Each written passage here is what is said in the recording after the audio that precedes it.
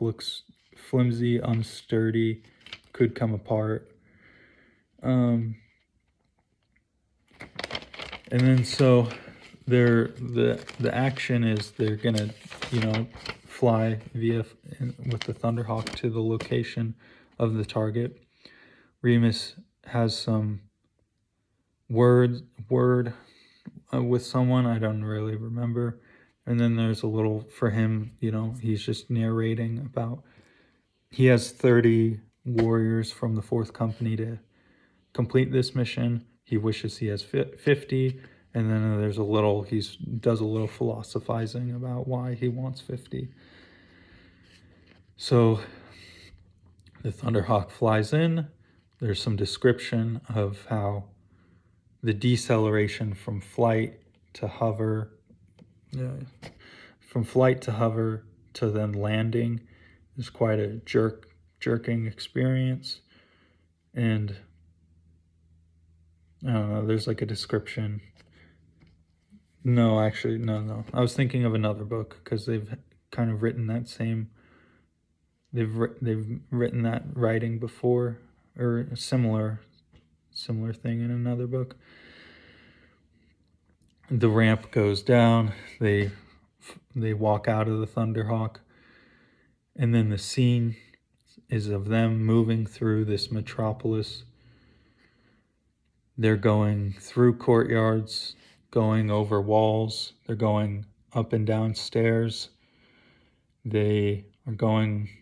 There's some descriptions of architecture like arches and windows. When they encounter sealed doors, they use crack grenades to destroy the doors. They clear rooms with grenades. They are using the walls as cover. They shoot bolt shells down hallways or at the enemy. And it's still not revealed who the enemy is. They're just described as bodies at this point. But then they locate their target, which it doesn't have a lead up really. It's just Remus doesn't even think. He thinks they've lost their target after all this description of moving around walls and courtyards and all that. But then they see a rhino for a Terminator squad. And it's revealed that it's a salamander rhino, that this enemy is the Salamander Legion. And then there's a little perspective from Remus that he sees the Salamander Legion as being a bit barbaric, superstitious, occult. And there's a little description also of how they briefed this mission on Salamander displays and badges of rank. But it wasn't actually explicitly said how they do that. There was some description of the markings salamanders had, like they had anvil and forge markings, and the claws and teeth of animals strung to their armor, and the pelts of animals hung on their armor. And then, so they engaged this Terminator salamander, who's the target. And the writing for it was pretty good. I'm just going to finish up this because we're almost there. It's some good writing. And I'll just include that the Terminator, after he was shot through many times and he passed on, the Terminator armor is so stout that the body, it still stands. It's still standing upright. Which it's for nerds like me, for just more of that tasty lore. Anyway, So then the chapter finishes with engagement 134.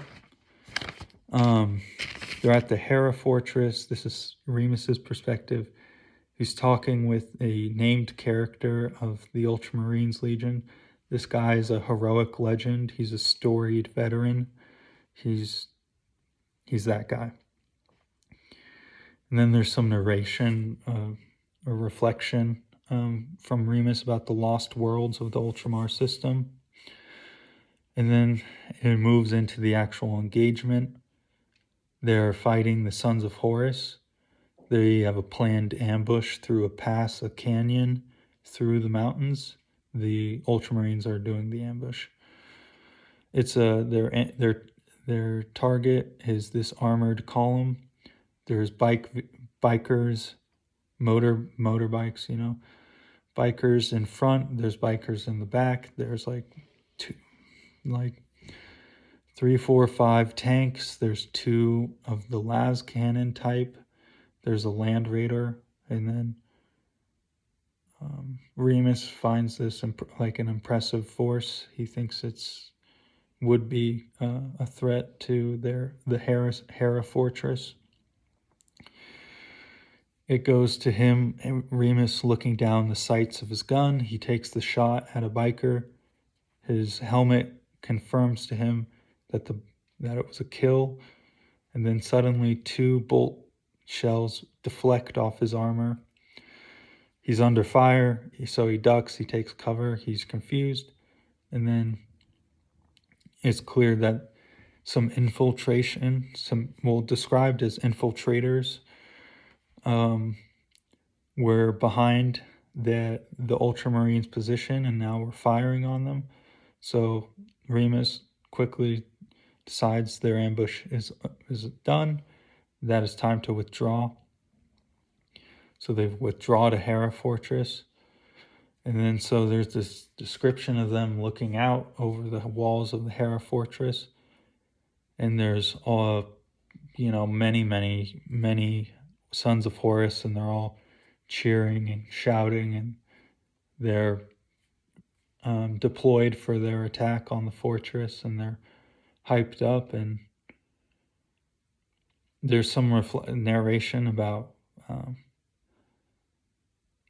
from Remus about how brother to brother, legion to legion, like this civil war is awful, Horus is awful. And then he sees a Land Raider, which is just shiny to him, and so he watches it, and then out of this Land Raider is Horus Lupercal himself, and he makes himself an inspiring presence to his troops. And then, he points at the fortress and for the attack, and the Sons of Horus attack. And then there's some description about the fighting, and Remus is the last man, and he's sitting, or he's on his knees when Horus walks up to him. He's on his knees expecting to be executed. He's he's surrendered. It's described as basically he's just alone with a group of Horus's sons around him, and then Horus himself walks up to him. And then there's a bit of a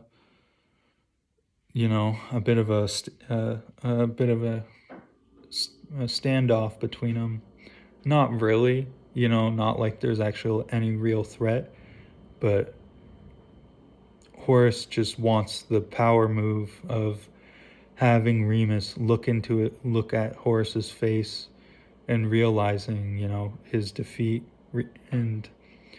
but he allows Remus to survive because, well, that's what it's implied, because then the chapter ends with Remus with Guilliman in some room describing that engagement, what they could have learned, what they could have done differently, and what could have changed the outcome, which is just Remus's conclusion, is if Gilliman was with them, then it would have been a fair fight. And then Gilliman's doing some stuff. I don't know. He's doing some philosophy on war and stuff. Let me think. I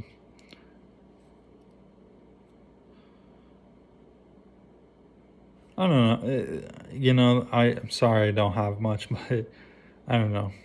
Remus was saying the brilliance of Horace's maneuvers. There's nothing they could have done.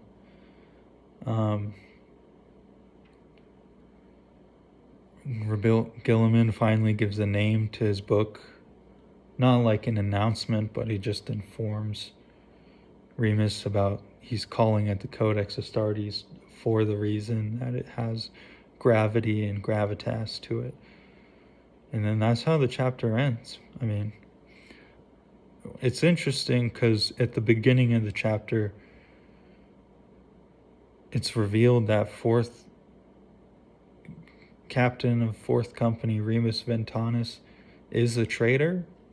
So was him and Horace and the Sons of Horus engagement 134 the moment of,